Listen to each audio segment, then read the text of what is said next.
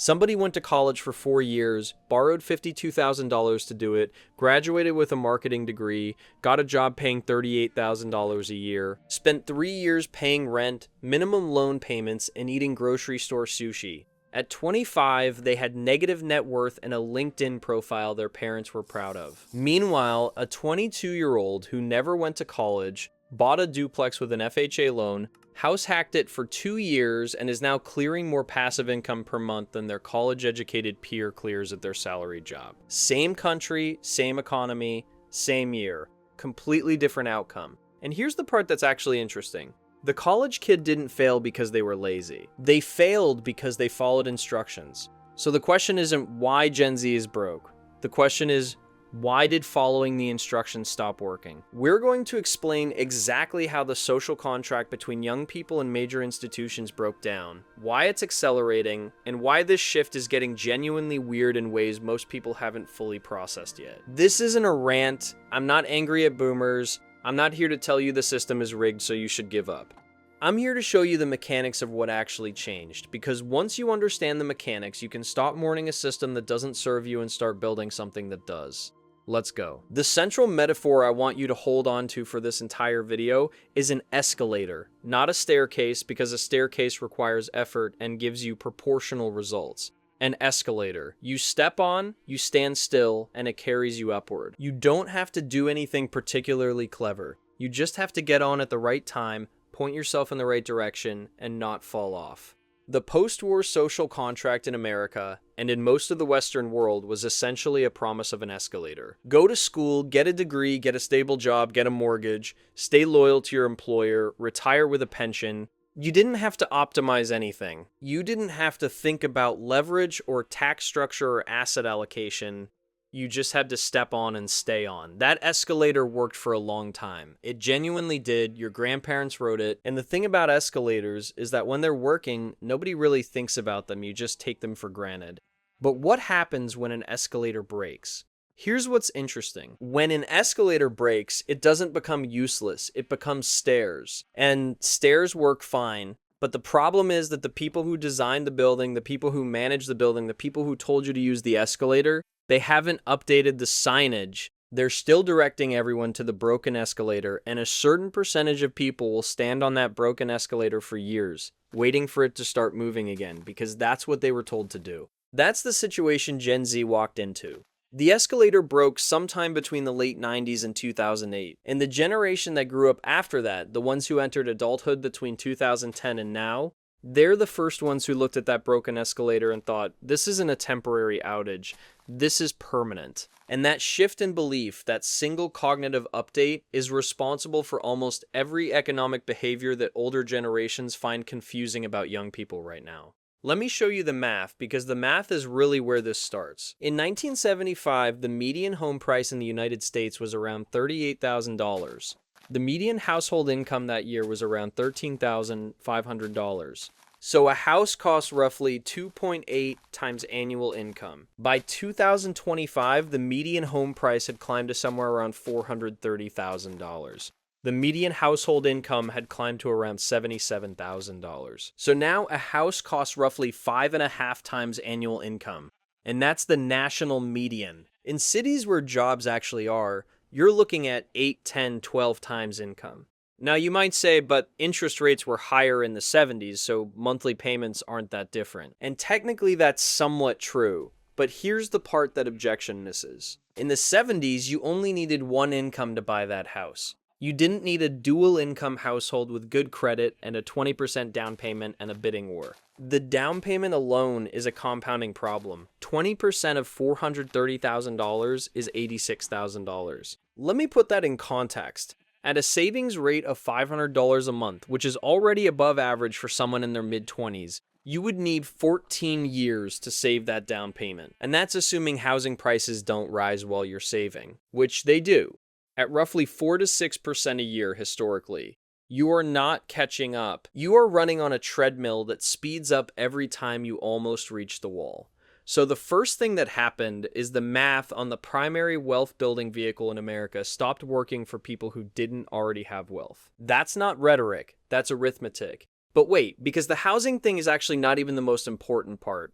Let me tell you about the education side of this, because this is where the escalator metaphor gets really dark. The escalator had an entry point. The entry point was a college degree. And for a long time, the toll to get on was manageable. In the early 1980s, average annual tuition at a four-year public university was around $3,000 in today's money. Students could work part-time jobs and cover most of it. The debt load at graduation was meaningful but survivable. Then something happened that almost nobody talks about correctly. State funding for public universities started declining. Slowly at first, then more aggressively, universities responded by raising tuition. But they also discovered something important. The federal government would give student loans to basically anyone, with no underwriting, no assessment of whether the degree would generate enough income to repay the debt, and no way to discharge the loan in bankruptcy. Think about that incentive structure for a second. Universities get paid upfront regardless of whether the degree produces economic value. The government is the lender, which means political pressure keeps the loans flowing. The student bears 100% of the downside and only some of the upside. That's not a ladder, that's a toll booth with no road on the other side. Total student loan debt in the United States right now sits somewhere north of $1.7 trillion. The average borrower graduates with around $37,000 in debt. But that average hides an enormous spread. Plenty of people graduate with $80,000, $90,000, $100,000 in debt for degrees that pay $50,000 a year in their best case scenario. And here's the thing. When you owe $40,000 at 6% interest and you're making $45,000 a year and rent in your city is $1,400 a month, you are not building wealth. You are servicing debt. Every dollar you earn has a prior claim on it. You are already financially leveraged against yourself before you've done a single thing in the actual economy. The escalator required a toll to board, and at some point the toll became larger than the escalator was worth. This is the first realization Gen Z made, whether consciously or not, and it happened through comparison, not through formal analysis. You don't need to run a spreadsheet to notice that your cousin who went to trade school and started an HVAC company 3 years ago is making more money than your friend who graduated with a psychology degree and works for a nonprofit. You can just see it, you can feel it. The pattern is obvious. Now, here's where it gets more interesting, because you might be thinking, okay, so college got expensive and housing got expensive, but people have always had to deal with a tough economy at the start. Every generation complains about this. Boomers had inflation. Gen X had the savings and loan crisis. Millennials had 2008. What makes Gen Z different? And I want to be precise here, because this is the point most people miss.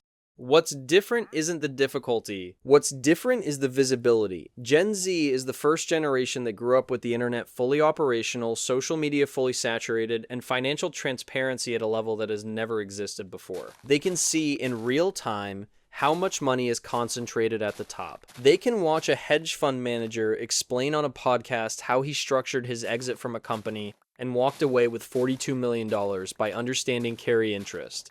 They can see that the people who got wildly rich in the last 30 years mostly didn't do it by following the escalator. They did it by owning equity, by structuring deals, by timing leverage correctly. The information gap closed, and when the information gap closes, the mythology that sustained the escalator belief starts to crack. Before the internet, you could reasonably believe that the rich were simply working harder, or were smarter, or had some quality you didn't have access to.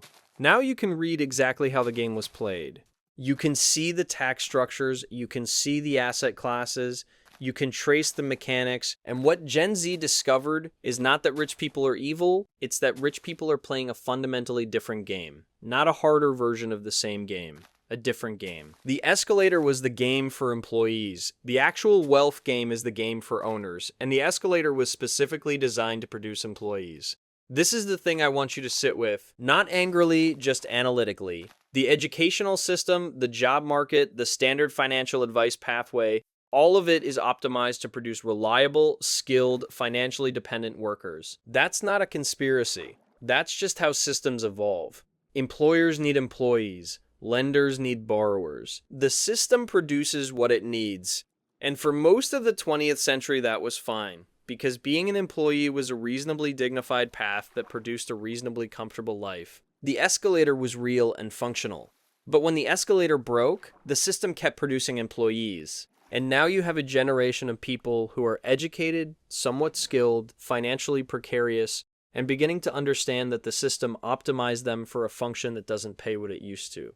That understanding changes behavior. Let me show you how. If you're enjoying this breakdown and you want to stay ahead of this kind of analysis, hit subscribe. I post this kind of content regularly, and the next few minutes are going to get significantly more counterintuitive. When people lose faith in a system gradually, they don't make a dramatic announcement. They don't hold press conferences. They just quietly start hedging. Think about what happened with retirement accounts. The 401k replaced the pension starting in the early 1980s. The pension was a promise. Work here for 30 years and we will pay you a fixed monthly income until you die. The 401k said, you manage your own retirement, here's some tax advantages, good luck. The risk of longevity, of market timing, of inflation, all of it got transferred from the employer to the employee. And somehow this was sold as freedom. Fine, millennials largely accepted this, because at least the 401k grew in a sustained bull market, and at least the system was somewhat legible. But Gen Z is now looking at the 401k and doing the math differently. If you put $500 a month into a 401k at 22 years old, and it grows at an average of 7% annually, you will have somewhere around $1.3 million at 65. Which sounds great until you realize that $1.3 million in 40 years, adjusted for inflation at roughly 3% annually, is worth somewhere around $400,000 in today's purchasing power. And to get that, you locked your money in a vehicle you can't access without penalties until you're 60, in a political environment where nobody can credibly promise that tax policy on those accounts won't change. And in an economy where the idea of retiring at 65 is becoming increasingly theoretical for people who don't own assets, the math isn't catastrophic, but it's underwhelming. And for a generation that can see alternative compounding paths on the internet, the 401k starts to feel like standing on the broken escalator when there's stairs right next to it. So what's the psychological shift that happens next? There are 3 stages of how people respond when a system they were told to trust stops working. Stage 1 is compliance. You follow the instructions, you assume you must be doing something wrong. The system is fine, you're just not optimized enough yet. This is where most millennials lived for about a decade after 2008. They believed in effort, they got more certifications, they sent more applications, they worked harder within the existing structure. Stage 2 is disillusionment. The math becomes undeniable. You can't optimize your way out of a $42,000 a year salary and $1,200 monthly rent and student loan payments, and a housing market that moves faster than your savings rate. At some point, you stop blaming yourself for the math. You look at the math and say, this math is bad. This isn't a me problem, this is a structural problem. Stage 3 is exit. Not rage quitting, not burning everything down, just quietly, practically building something outside the system that failed you. This is where a meaningful chunk of Gen Z is right now, and here's what's important to understand about the exit stage. It doesn't look like dropout culture, it doesn't look like nihilism or laziness, which is how a lot of older commentary frames it. It looks like someone who spends their 20s building a small business, accumulating rental properties through house hacking, learning to trade, building an audience, developing skills that create direct economic leverage rather than credentials that create theoretical eligibility. It looks like optimizing for ownership instead of employment. Let me give you a concrete example because I want to illustrate the cause and effect here with real numbers. Imagine 2 people, let's call them person A and person B. Both are 22 years old, both have decent work ethics, both want financial stability. Person A follows the traditional escalator, goes to a 4-year university, borrows $45,000 to do so, graduates at 22 with a business degree, gets a job in corporate sales making $52,000 a year in a mid-sized city, pays $1,200 a month in rent, makes minimum payments on student loans. After taxes, rent, and minimum debt payments, they have roughly $800 to $1,000 a month in discretionary income. They put $400 into a 401k. They save the rest, loosely, spending some on life because they're 22. At 25, person A has roughly $8,000 saved, a 401k worth about $15,000, and $40,000 still in student debt. Net worth, negative $17,000. Person B does not go to college. Gets a certification in HVAC installation, cost about $5,000, takes 8 months, starts working at 22, makes $44,000 in year 1. earns more as they gain experience. At 23, makes $50,000. At 24, starts picking up private clients on weekends. At 24 and a half, has enough capital and clients to start a small sole proprietorship doing HVAC service calls on the side. Earns an additional $12,000 to $18,000 a year from this. At 25, person B has no student debt, a small business generating income, skills that are locally scarce and inflation resistant, and somewhere around $30,000 saved, half of it in a retirement account, and half of it in liquid savings they use to buy a used van and tools for the business. Net worth at 25, roughly $30,000 to $40,000 positive. The gap between these two people at 25 is not a gap in intelligence or work ethic. The gap is a $60,000 swing in net worth driven almost entirely by structural decisions made at age 18. One person trusted the escalator. One person didn't, or didn't have the option to, or just ran a different calculation. Now you might be thinking, okay, but person A will catch up as their career progresses. The corporate path pays more long term. And fine, that can be true. If person A ends up in a high-paying field and climbs the ladder, they might have very different numbers at 35. But here's the problem with that assumption. It assumes person A gets the career progression. It assumes the corporate job is stable. It assumes the skills stay relevant. It assumes no layoffs. It assumes the economy cooperates. It assumes a lot of things that have been increasingly less reliable since 2008. And more importantly, it doesn't account for what person B does next, because person B got a foundation, skills that generate income without a boss, a van, some clients, and $30,000 of starting capital. What does someone who understands leverage do with $30,000 of starting capital and a steady income stream at 25? They buy a duplex. They use an FHA loan, put 3.5% down on a $210,000 property, live in one unit, rent out the other, the rental income covers a large portion of the mortgage, their effective housing cost drops to maybe $400 a month, their savings rate triples, the asset appreciates, they build equity, at 28 they refinance, pull equity out, and buy another property. That's not a fantasy. That's a sequence of mechanical steps. Each step is small and unimpressive in isolation. The system is what makes it powerful. And this is the insight that Gen Z is arriving at faster than any previous generation, because the internet handed them the blueprint before the system had a chance to recruit them into its standard playbook. Now let me tell you what this shift does to institutions, because this is where it gets genuinely weird. When the people that a system depends on start routing around it, the system doesn't adapt immediately. Systems are slow, systems have inertia, systems have stakeholders with enormous interest in maintaining the current structure. Universities right now are in a fascinating institutional moment. Enrollment at four-year universities has been declining for several years. Not dramatically, but steadily. The decline is concentrated in certain demographics: working-class students, older students, rural students, and interestingly, men. Male enrollment in college has been declining for almost 2 decades straight. By some recent estimates, women now make up something like 60% of undergraduate enrollment. And before anyone reads a political narrative into that, I want to stay focused on the incentive structure. Because the explanation isn't complicated. Men in their late teens and early 20s are increasingly doing a straightforward calculation. What is the probability that this degree produces an income that justifies this debt? And for a lot of fields and a lot of programs at a lot of schools, the answer is not great. Women are also doing this calculation, but women face different labor market dynamics,